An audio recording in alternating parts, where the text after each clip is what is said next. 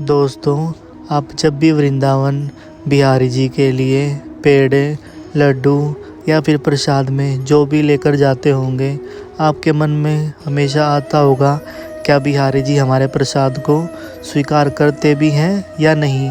या फिर आपने घर पे लड्डू गोपाल रखे हैं और आप उन्हें भोग लगाते हैं। आप सोचते होंगे जो हम लड्डू गोपाल जी को भोग लगाते हैं, क्या लड्डू गोपाल हमारा भोग स्वीकार करते हैं या नहीं।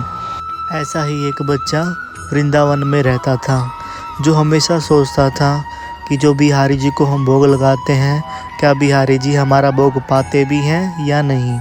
फिर उस बच्चे के साथ बिहारी जी के मंदिर में जो चमत्कार हुआ, यह प्रसंग आप भी सुनिए।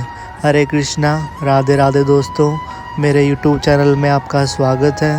आशा करता हूँ आप सब खुश होंगे, मंगल होंगे। आज जो मैं आपको घटना सुनाने जा रहा हूँ, यह घटना 50 से 60 वर्ष पुरानी है और यह एकदम सत्य है। वृंदावन में बाके बिहारी जी की सेवा काफ़ी समय से गोस्वामी परिवार ही बिहारी जी की सेवा करता आ रहा है। तो उस समय भी गोस्वामी परिवार ही बाके बिहारी जी की सेवा किया करते थे और ये सेवा 550 सालों से गोस्वामी परिवार के हाथों में ही है।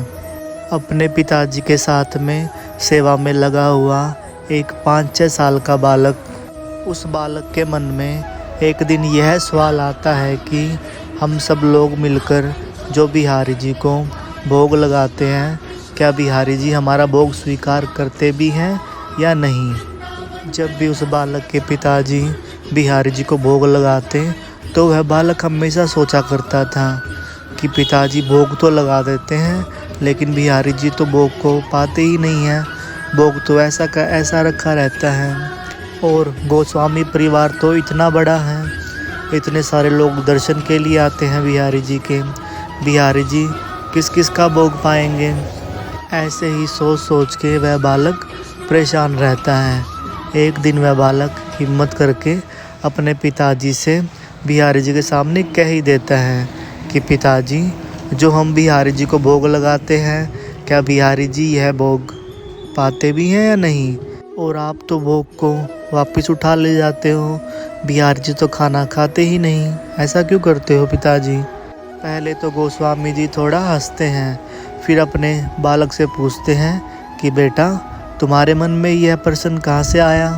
फिर वह बालक उन्हें बताता है कि पिताजी, यह बात बहुत समय से मेरे मन में थी, क्योंकि मैं हमेशा आपको देखता हूँ कि आप बिहारी जी को भोग लगाते हैं और फिर खाना ऐसा के ऐसा रखा रहता है, और जो हम बिहारी जी के लिए बना कर लेकर आते हैं, बिहारी जी तो वह खाते ही नहीं हैं। अपने बालक से ऐसी बातें सुनकर गोस्वामी जी बड़े हंसते हैं और अपने बालक की बात पर गोस्वामी जी को बड़ा ही प्यार आता है। गोस्वामी जी बोलते हैं कि हाँ बेटा, कि जो भी हम बिहारी जी के लिए बनाकर लेकर आते हैं, बिहारी जी उसे पाते हैं। फिर गोस्वामी जी सोचते हैं, यदि हम बालक को बहलाते रहे, हो सकता है बड़ा होकर यह बिहारी जी से प्यार ही ना करे। फिर यह बिहारी जी को साक्षात नहीं समझेगा, केवल एक मूर्ति समझेगा। फिर गोस्वामी जी बालक का हाथ पकड़कर अंदर ले गए, बोले, आओ लाला, भीतर आओ। और समय भी राजभोग का हो चला था और हमेशा की तरह बिहारी जी के लिए हवेली से भोग आया। बिहारी जी के सामने भोग रखकर सब गोस्वामी जन अलग कक्ष में चले गए। लगभग 20 मिनट बाद गोस्वामी जी अपने बेटे को लेकर बिहारी जी की ओर बढ़े। अब जैसे ही पर्दा हटाया गया तो बच्चे को गोस्वामी जी ने दिखाया कि देख लाला। तो बच्चे की नज़र जैसे ही भोग पर पड़ी तो बच्चा देखता है कि सारा का सारा भोग ऐसा का ऐसे रखा है। गोस्वामी जी ने भोग में से एक लड्डू उठाकर उस बच्चे को दिखाया। बच्चे ने जैसे ही लड्डू को देखा तो उस लड्डू पर जैसे मानो 7-8 वर्ष के बच्चे के दांत के निशान लगे हों। फिर वह बच्चा सोचने लगा, अरे पिताजी तो सच कहते हैं, बिहारी जी तो सच में प्रसाद को स्वीकार करते हैं। फिर गोस्वामी जी ने अपने बालक को गोद में उठाकर बाके बिहारी जी के मुख के पास लेकर गए।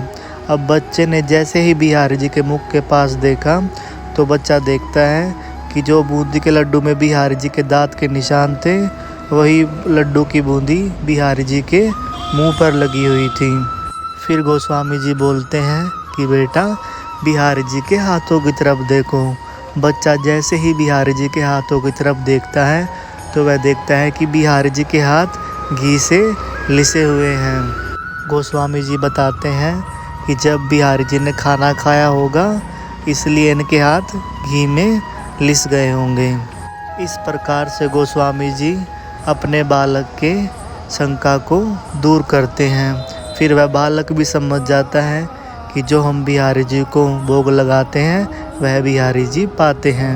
जिस बालक की मैं बात कर रहा हूँ उस बालक का नाम आचार्य मृदुल कृष्ण गोस्वामी जी हैं। यह कोई बनी बनाई कहानी नहीं है, यह एकदम सत्य घटना है। तो बोलिए श्री कुंज बिहारी श्री हरिदास। आज के लिए बस इतना ही। यदि अगर आपको मेरी वीडियो अच्छी लगी है तो वीडियो को लाइक कीजिए, चैनल को सब्सक्राइब कीजिए और राधे राधे कमेंट ज़रूर करें। मिलते हैं अगली वीडियो में, तब तक के लिए हरे कृष्णा, राधे राधे।